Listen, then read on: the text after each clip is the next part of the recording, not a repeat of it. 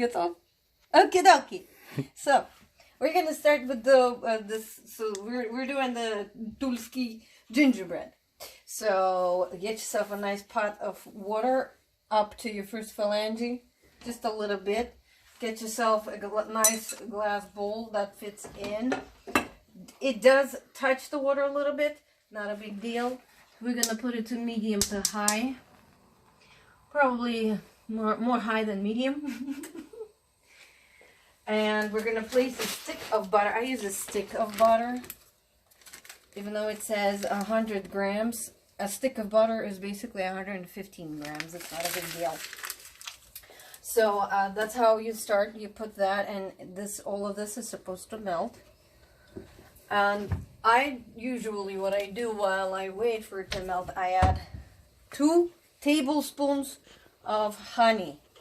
Basically, you can use any honey you want. I eye it at this point. Yes, because I've made it so many times. If you like extra honey, you can put a little extra, but just remember, you are going to taste it in the gingerbread. So if you don't like the taste of it, don't put it in. And we're going to pause just for now until all of this melts.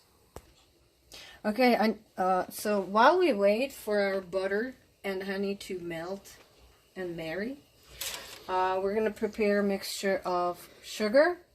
It's supposed to be 200 milligrams, so it's like 3/4 of a cup. And we're going to add to it baking soda, 1 teaspoon. Baking soda, 1 teaspoon. Where's my teaspoon? Teaspoon of baking soda. Very important, because if you skip the baking soda, it's going to be flat. Done that. Forgot the baking soda one time. It came out flat. Then I'm going to add 1/4 of teaspoon of salt. 1/4 of teaspoon of salt. Right into that sugar. Okay. By the way, you do not need to do anything with the butter. Let it just melt. When it melts, then we're going to start whisking it. What I like to do is also, well, aside from what is in the recipe, is a tablespoon of cinnamon. Ground cinnamon. Tablespoon of ground cinnamon. Right into that sugar.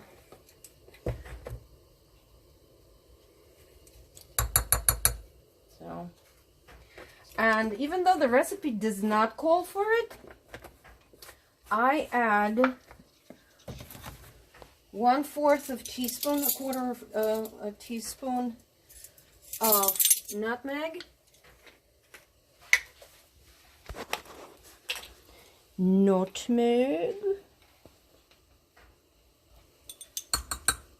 and I add 1/4 of teaspoon of ground coriander. Coriander? I don't know how to pronounce it. Some people also add a 1/4 of a teaspoon of allspice or cloves or whatever the heck you like. Basically, just to give it a little kick. And that's all I add to this mixture, basically. And you just mix it up. If you look at our butter, it's starting to melt and bubble.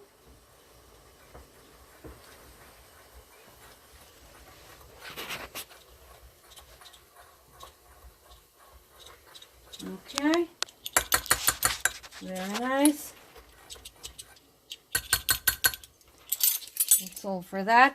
And I've also prepared 4 cups of regular all-purpose flour, because when we take the dough off the stove, you're going to have to put the flour immediately in it while it's all hot. So at this stage you can whisk it a little bit, move it about so that it melts a little quicker. You can even dice the butter in smaller pieces so that it melts quicker.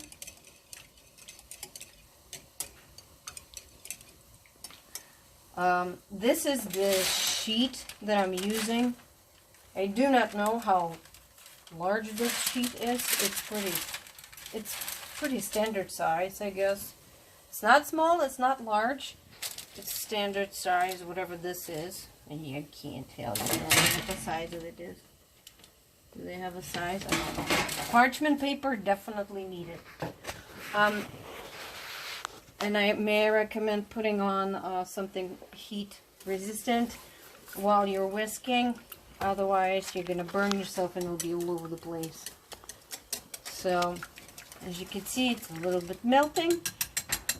At this point, I add 2 eggs. Right in there.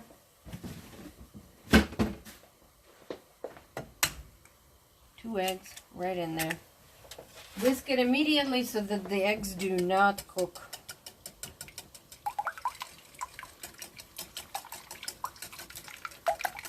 And now you can add your sugar mixture right in there. All of it.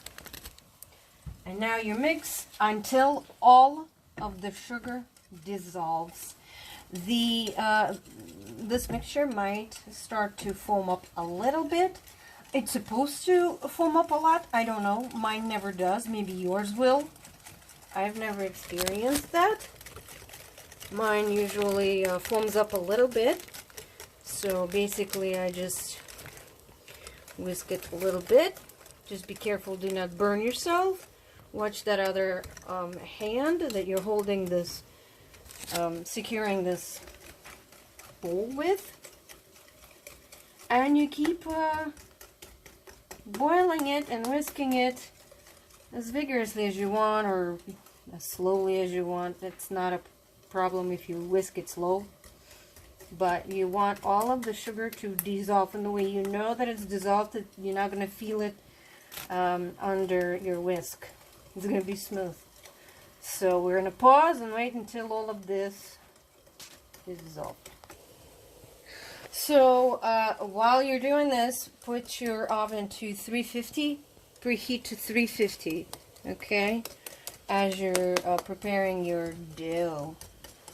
And by the time you'll be done, your oven will be ready, preheated.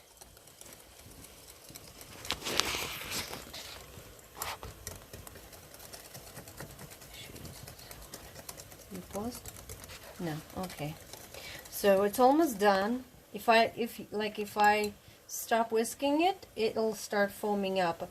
And I believe that's the magic of baking soda. That's what's foaming up in here, I'm assuming. And as you can see this little foam. And this is good stuff. So we're almost done. It's been what, a couple of minutes, really? I've been whisking for only a couple of minutes and the sugar is almost completely dissolved. I can still feel a little bit under here, but it's pretty much dissolved. Basically, you'll know when all of the granules, you don't feel any granules basically of sugar underneath your whisk. That's when it's ready to be taken off the heat.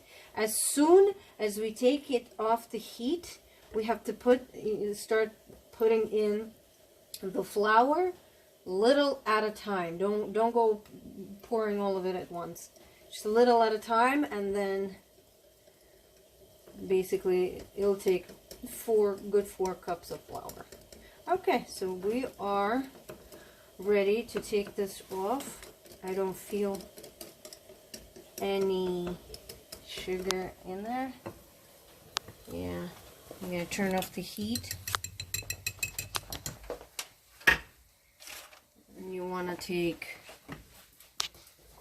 something heat resistant, obviously. Take it off the waterbed safely. Now we're going to start adding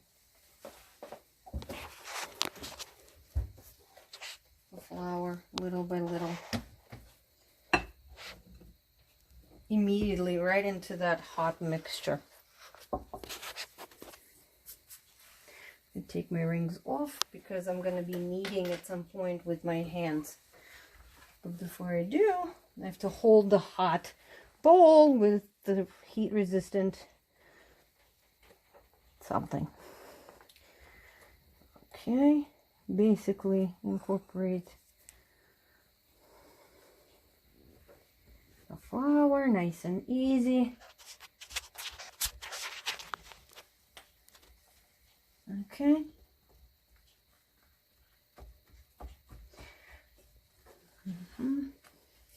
And at this stage, I usually like to do it in half and half. Yeah. At this stage, I just add the rest of the flour and go in with my hand. Just be careful because it's hot. But just basically spread the flour and start kneading, you know, mixing it in. Nice and easy. You're not gonna get burned if you have enough flour in there. You see what I'm doing? Like you just put the flour in there and it's not hot. At least not to me anymore. I've done this so many times, I guess it doesn't bother me anymore. So you basically do this until all of the flour is incorporated. So we're gonna pause and I'll come back to you when all of it is done so you can see what kind of dough we're gonna end up with. I just wanted to show you as you're going to be kneading what the dough is going to start looking like. It might be a little bit sticky. You can continue doing that in the bowl or you can take it out of the bowl. I prefer to form the bowl, form the entire dough in the bowl. So if you're seeing like this funky stuff, it's good. It's normal. You technically do not need to add any more flour to this. This is perfect consistency. So you need it. Hot bowl.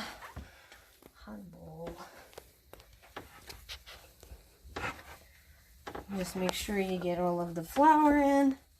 This requires some elbow grease. Almost done. At this point, you can put it on whatever you're gonna roll it out on. I have this big cutting board, and that's what I roll it out on. Do not dispose of the bowl because you're gonna divide this dough in half for the top and for the bottom. Okay, I just give it a couple of more. If you feel like it's sticking, add a little more flour to the surface.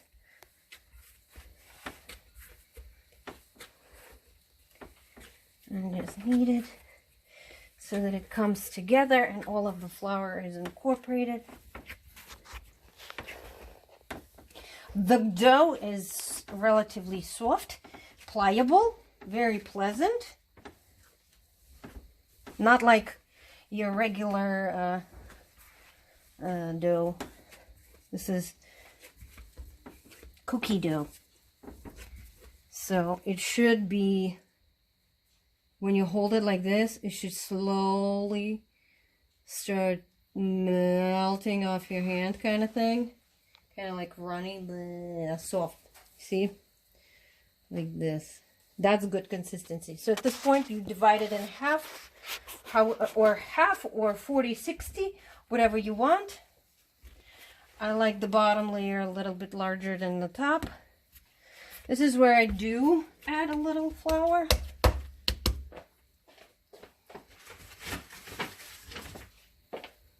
Just so that it doesn't stick when I roll it out. Now sometimes it does not come out right immediately and I have to re-roll it. It is okay if you have to re-roll it, because since it's a cookie dough, it's gonna break. It might break when you try to transfer it onto the baking sheet. So yeah, my oven is ready. My oven is ready. What is this? So we roll it out. This is the only surface I have, so it's wobbly. So, as you can see, it's very, I don't want to say fragile, but it's soft. So, I do not know the thickness. It's definitely not too thick. It's not too thick. It's probably the thickness of, I don't know, like when you cut cookie, because when you're gonna bake it, it's going to rise. So it's gonna be thicker than what you're rolling it out. So if you don't like a thick one, you roll it out thinner. So this is going to be my bottom layer, and this is how I transfer it onto the pan. I roll it up. This only works when you have enough flour on the surface. So put it on the bottom. Roll it out like that. Any excess that you have, we will cut it off basically. And what I mean excess is you don't want it overlapping like this, so we'll be cutting it off basically. So, because I like it even.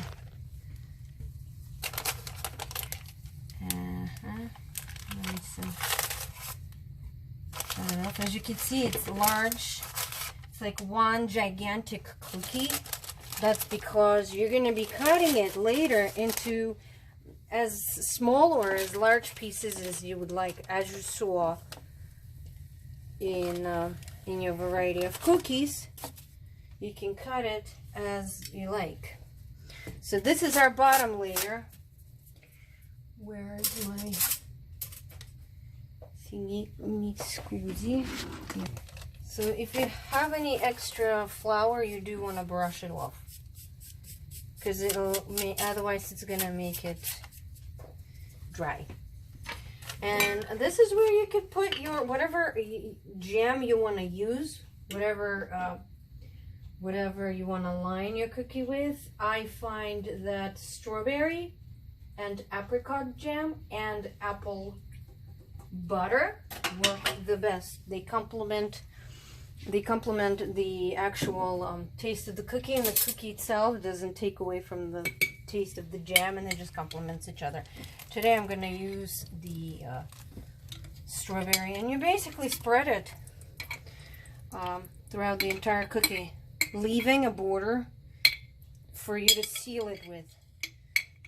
So it's like one gigantic, what would you call it, like one gigantic ravioli. So basically you want a border where you're gonna where the bottom and the top layer will meet. And so you can make the inside as thick or as thin as you want. If you want a lot of jam, add more to it. If you want not so much, then make it as thin or as thick as you want, basically. Let's pause. I'll come back when I'm all done spreading. Okay, so I spread my jam. As you can see, I left the borders. Okay. Some of the borders over here. It does not have to be a perfect rectangle or whatever. As you can see, you can shape it to whatever you need it to do. And now we take our second part of the dough and we roll that out to cover it on top, basically. And sometimes I do reuse like the parts that I've cut off from this piece. I'll just put it in here, and if it's extra, I'll cut it off. And you can decorate it to your liking. I'm gonna add just a tiny bit more flour so that when I roll it out, it doesn't stick to my board. That's all. Just cut the second layer out. roll it out. I mean,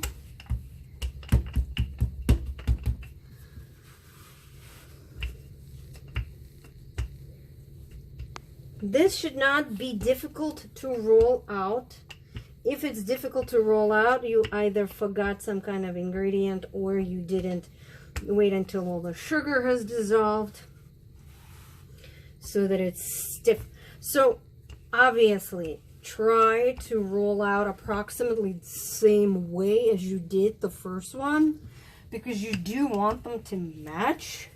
They do not have to match perfectly, as long as the top layer is wide and long enough to cover all of that goodness. And then we will shape it to what we need it. Okay. Okay. So we're going to transfer it now to the top. Same thing like you do with the pie crust.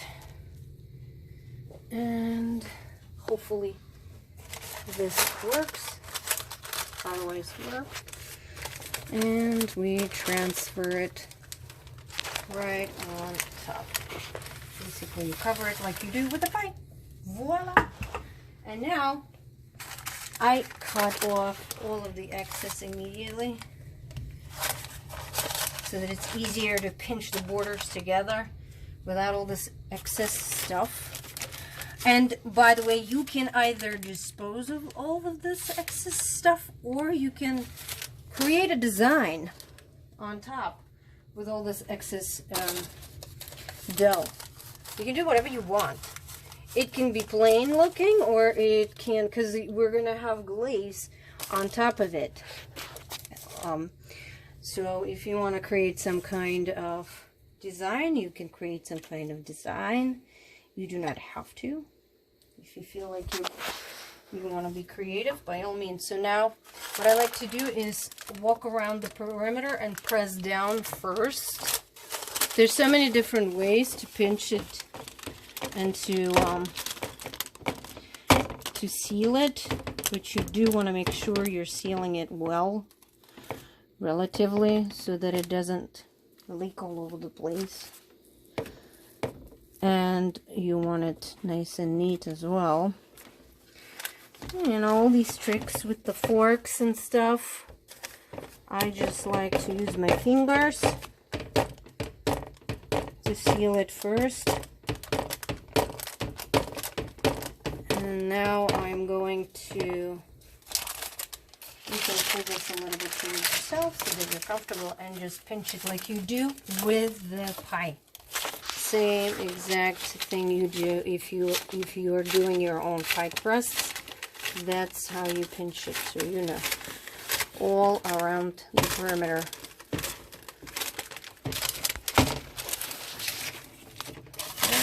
Pull it towards yourself to make it a little easier.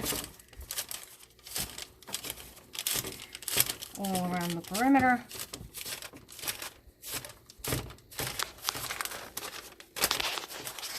And this is what I was saying, like, some people also take a fork after this and they just press the fork to make it look even prettier.